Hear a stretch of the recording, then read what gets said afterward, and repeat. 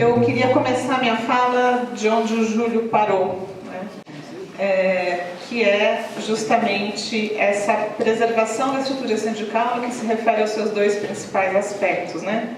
A manutenção do imposto sindical e a importância do imposto no financiamento dos sindicatos e agora das centrais sindicais e a manutenção da unicidade sindical na base, né? Então, com isso, assim, com esses dois aspectos, o que eu quero sustentar aqui e criticar, né? Criticar de um lado e sustentar de outro, é uma tese que foi muito difundida no meio acadêmico brasileiro nos anos 80, de que o sindicalismo, e depois foi retomado nos anos 90, né? De que o sindicalismo corporativo tinha sido superado, né? Em virtude das mudanças instituídas pela Constituição de 88. Então, acadêmicos como a Maria Hermínia Tavares de Almeida, né, o Leôncio Martins Rodrigues, escreveram que a estrutura sindical brasileira ela não era mais corporativa, para o Leôncio era uma estrutura híbrida, né, em virtude das mudanças na Constituição, para Maria Hermínia um neocorporativismo, depois ela defendeu a tese do pluralismo, né, e outros autores seguiram essa mesma tese nos anos 90, e eu lembro aqui do Adalberto Cardoso, que em 97 escreveu um artigo chamado O Sindicalismo Corporativo Não é o Mesmo. E nesse artigo ele dizia que o imposto sindical não era a principal fonte de financiamento dos sindicatos e a justiça do trabalho não era mais a principal forma, né, de solução dos conflitos coletivos e individuais do trabalho.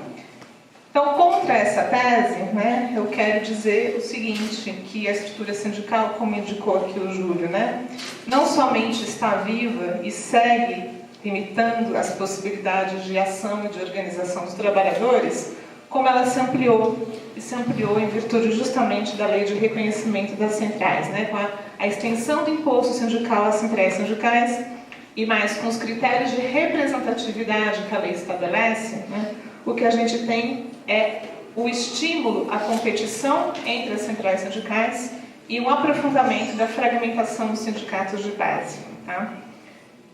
Isso indica que o pluralismo sindical na cúpula, com a existência de centrais sindicais concorrentes, né, e a possibilidade de se criar um sindicato sem autorização prévia do Ministério do Trabalho, né, diferentemente do que o Júlio relata aqui, não é necessário uma carta sindical, né, para o sindicato, mas é necessário o registro. Então, esse reconhecimento pelo Estado continua existindo e ele é feito a posteriori, né, e esse reconhecimento a posteriori é também um mecanismo que depois estabelece as condições para que os sindicatos, eventualmente concorrentes, disputem a representatividade de uma determinada base de trabalhadores na justiça, né?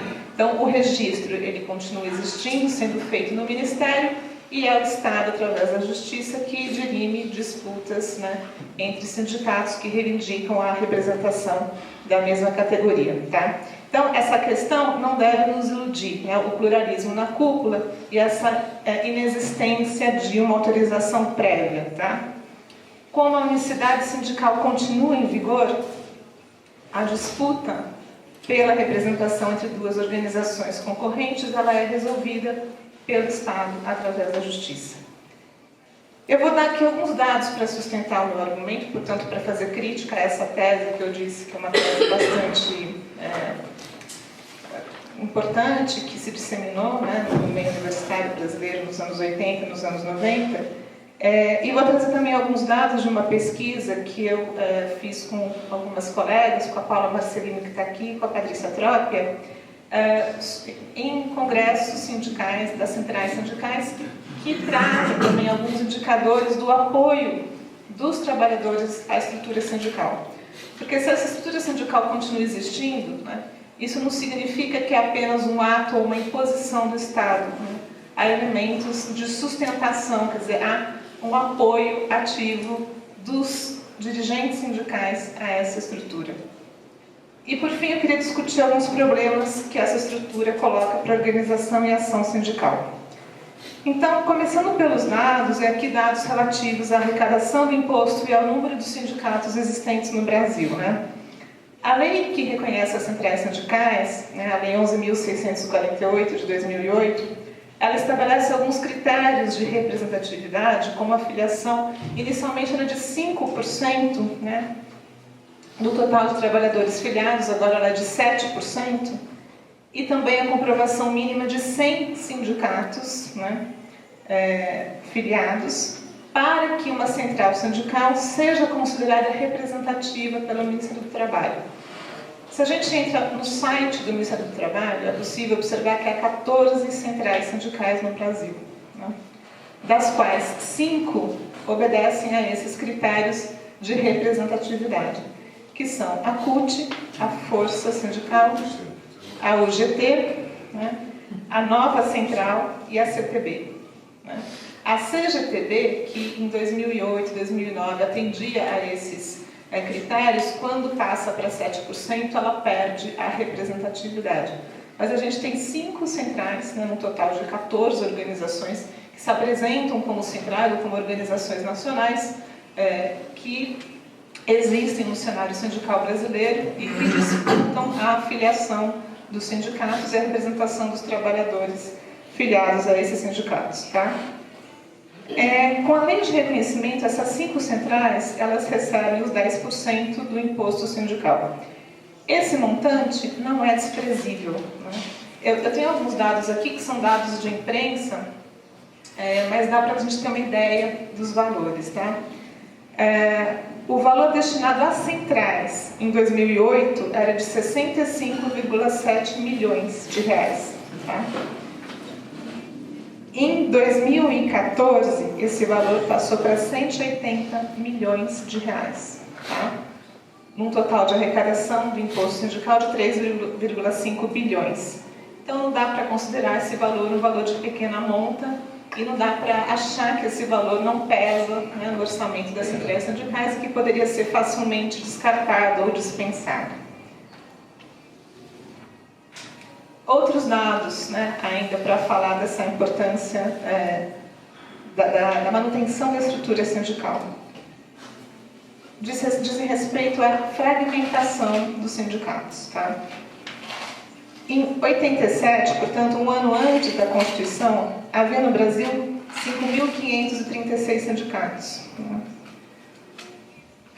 Um número que passa para 7.612 em 91, então um pouquinho depois da Constituição, 11.354 em 2001, conforme a pesquisa sindical do IBGE, e os números registrados no Ministério do Trabalho, agora em 2015, indicam 10.743 sindicatos de trabalhadores.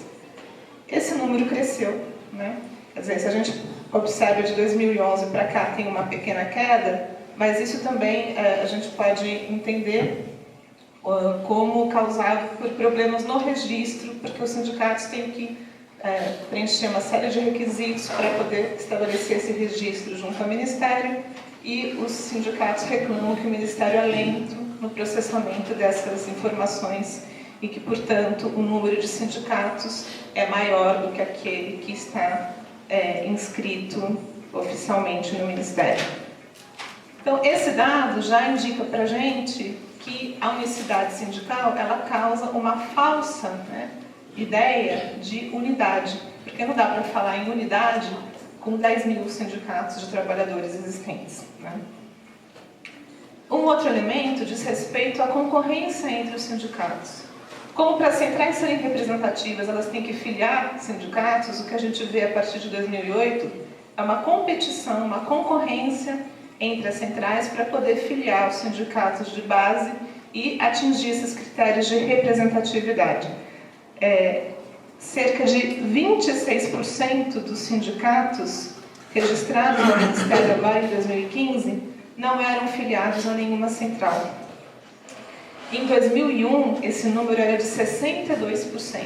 Né? Então, a gente tem uma redução no número de sindicatos que não são filiados às centrais. A filiação à central não é obrigatória. Né? Quer dizer, ela acaba sendo feita hoje por uma necessidade da central em aumentar o número de seus filiados. Né? Então, a unicidade sindical, ela não impede o desmembramento dos sindicatos, nem em virtude de divisão territorial, nem em virtude da criação artificial de categorias. Tá? E aqui eu trago alguns exemplos que eu queria ler para vocês, porque são muito interessantes e ilustrativos disso que eu estou chamando a atenção, né? Porque essa ideia da unicidade, né, ser geralmente confundida com unidade, acaba também gerando no debate político uma dificuldade que a gente precisa entender com mais detalhe. Quando a gente leva a discussão para a justiça, né, e aqui a gente tem advogados presentes que podem nos ajudar a entender essa questão, como que a justiça vai julgar um conflito, como que ela vai julgar uma disputa de representação entre dois sindicatos? Né? Ora, ela julga apelando para o princípio da especificidade, de que a especificidade da categoria deve prevalecer sobre a agregação. Ora, ela julga o contrário, dizendo que a agregação, e portanto uma unificação, né, entre os trabalhadores, deveria prevalecer sobre a especificidade. Então, alguns exemplos, tá? Esse aqui é bem recente. A primeira turma do Tribunal Superior do Trabalho não conheceu o recurso do Sindicato dos Empregados no Comércio de Londrina contra a decisão que validou o desmembramento da entidade para a criação de sindicato específico dos empregados no comércio de produtos para a construção civil no norte do Paraná. Então, você tem o Sindicato do Comércio, tem o Sindicato da construção civil, quer dizer, o que diferencia, qual que é a especificidade, né, de um sindicato e de outro. Né? Então, a segunda vara do trabalho de Londrina negou o pedido do sindicato para anular a ata de convocação e a assembleia para a constituição do novo sindicato, entendendo não haver impedimento jurídico para a formação de um sindicato que represente categoria específica. Abre aspas. Desde que observados os preceitos legais e constitucionais, especialmente a vontade manifesta da categoria profissional a ser representada legitimamente, o que estaria caracterizado no ato dos autos. Tá? Então, esse aqui é um de vários exemplos. Tá? Eu vou falar de outro aqui. A Constituição Federal proibiu, por meio do artigo 8º, inciso 2, a criação de mais de um sindicato representativo da mesma categoria profissional ou econômica na mesma área geográfica. Mas essa vedação não significa que não possa haver o desmembramento de um sindicato para a constituição de outro mais específico e de menor abrangência, desde que respeitada a base territorial mínima de um município. Foi com esse fundamento que a 6ª turma do TRT de Minas Gerais julgou desfavoravelmente o recurso do Sindicato dos Empregados nas Empresas de Refeições Coletivas de Minas Gerais, que alegava ser o único representante da categoria dos trabalhadores das empresas de fornecimento de lanches coletivos do Estado de Minas e que, portanto, o Sindicato dos Trabalhadores nas Indústrias de Alimentação e Panificação de Extrema e Região estaria usurpando sua base territorial. Então, tem aqui uma disputa, né, entre um sindicato de refeições e outro de alimentação. Um caso aqui de São Paulo. A 3ª turma do TST reconheceu a legitimidade do Sintoresp, dos trabalhadores de bares, hotéis, restaurantes e similares, para representar os trabalhadores da rede de fast food Girafas.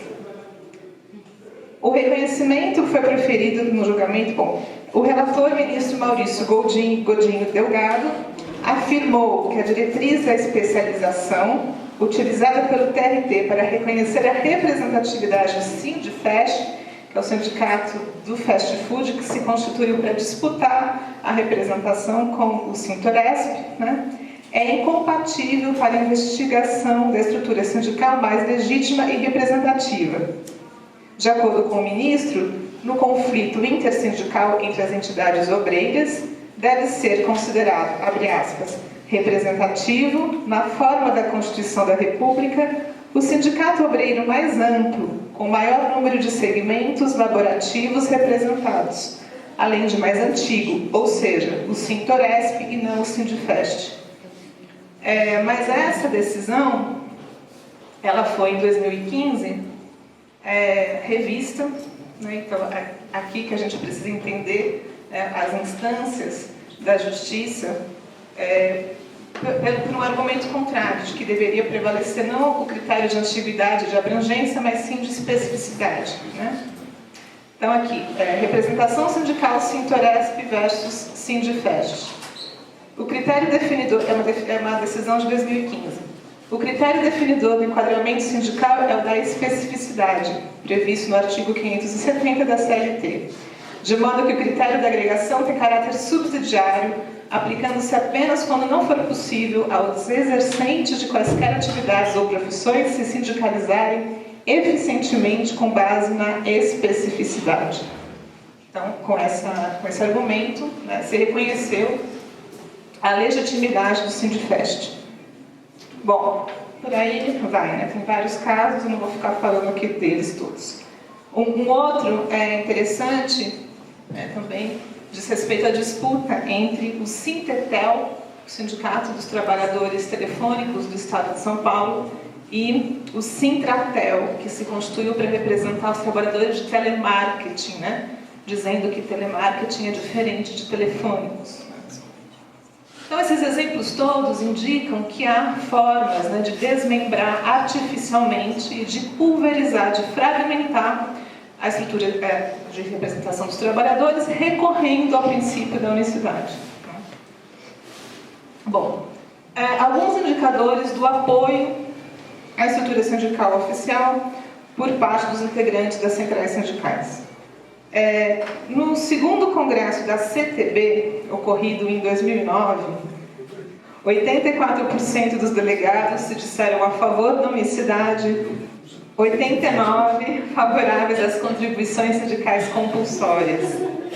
Na Intersindical, né, no terceiro encontro nacional da Intersindical, também em 2009, 60,8% favoráveis à unicidade, 34,2% favoráveis às contribuições compulsórias.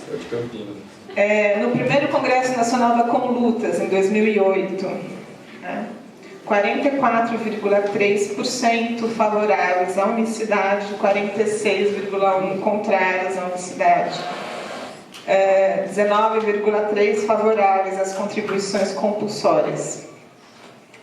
Na primeira plenária nacional da UGT, em 2009, 82,7% favoráveis às contribuições compulsórias e 95,7% favoráveis, dizendo que as contribuições compulsórias são fundamentais para a sobrevivência dos sindicatos, né? E 83,3% favoráveis à unicidade sindical. Então, esses dados indicam que o apoio é grande e ele é grande também nas centrais sindicais mais à esquerda, né? Quais são os problemas que a estrutura sindical acarreta, né, para a atividade de organização e representação dos trabalhadores? Bom, primeiro, a estrutura sindical ela não estimula a filiação. A filiação sindical no Brasil ela se mantém praticamente inalterada. Ela cresceu um pouquinho, ela passou de 16,4% para 17% entre 2005 e 2011, mas essa filiação ela se mantém, né, ao longo dos últimos anos praticamente a mesma. E a gente pode se perguntar o seguinte: por que os trabalhadores se filiam, né? Quais são os incentivos que eles têm para se filiar? Qual que é o propósito da filiação sindical no Brasil? Eles se filiam para ter acesso a serviços, né? Serviços assistenciais, jurídico, médico, odontológico, colônia de férias, quer dizer, o que o sindicato faz, né, que pode promover o interesse dos trabalhadores em se filiar? Será que ele representa efetivamente os interesses dos trabalhadores? Será que ele atua para mobilizar, para formar politicamente, né, os trabalhadores, de modo que essa filiação pudesse obedecer a critérios de origem política e ideológica? Um outro ponto que a gente pode discutir é esse modelo de organização definido por categorias profissionais, né? Esse modelo que, ao estabelecer uma categoria, né, em parâmetros muito estritos, acaba dificultando ou inviabilizando a extensão dessa categoria, né, essa unificação da categoria, e acaba favorecendo essa divisão. E a existência desses sindicatos com pouca representatividade e que têm fontes de sustentação financeira asseguradas, né, para se manter. Quer dizer, a existência de fontes seguras de financiamento, ela torna a criação do sindicato uma atividade corriqueira. O sindicato não precisa de trabalhadores, né, aderindo a ele para existir, né, nem para se manter. Esse modelo favorece a burocratização dos sindicatos, favorece, né, uma forma de funcionamento do sindicato distante do trabalhador, porque ele não incita a organização no local de trabalho. O sindicato não precisa estar dentro da empresa, da fábrica, né, de lugar nenhum, porque ele tem condições de sobreviver sem o trabalhador. Promove a despolitização, quer dizer, essa ideia de que o trabalhador ele se filia para ter acesso a serviços e não para defender os seus direitos, né? E no que se refere à própria definição de representação, a gente pode se perguntar quem que o sindicato brasileiro representa, né? Ele representa o trabalhador formal, né? Ele representa o trabalhador, o operário da indústria, o trabalhador rural, o trabalhador do setor de serviços, mas formalizado. Ele não representa o informal, ele representa mal o trabalhador terceirizado, né? Vou falar um pouquinho sobre isso. Ele não representa essas categorias, né, que muitos sociólogos vão chamar de precariado, subproletariado, massa marginal, esses trabalhadores todos que não veem no sindicato o seu movimento, né, a sua forma de se organizar e de se mobilizar, mas que vão ser representados, vão ser organizados por movimentos como o sem teto, o sem terra ou o movimento de desempregados, porque o sindicato não tem condições, né, em virtude dessa estrutura, de atender, de acolher esses trabalhadores, né? Não tem nem condições e nem interesse, como eu disse. Então, essa questão é importante. O sindicato precisa representar esse contingente, que corresponde a mais da metade, né, dos trabalhadores brasileiros, né?